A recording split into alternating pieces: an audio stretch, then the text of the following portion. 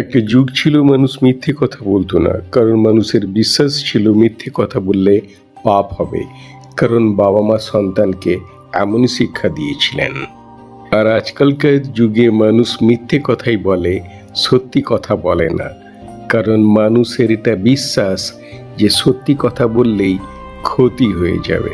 আর আজকালকার ছেলেমেয়েরা এমনই শিক্ষা পাচ্ছে নিজের বাবা মায়ের কাছ থেকে, সমাজের কাছ থেকে। তার মানে এটা নয় যে বাবা মা শিখিয়ে দেন যে বাবা মিথ্যে কথা বল, তা নয়। বাচ্চারা, সন্তানরা দেখে যে তাদের বাবা মা দিন রাত মিথ্যে কথা বলে আর বেঁচেও যায়।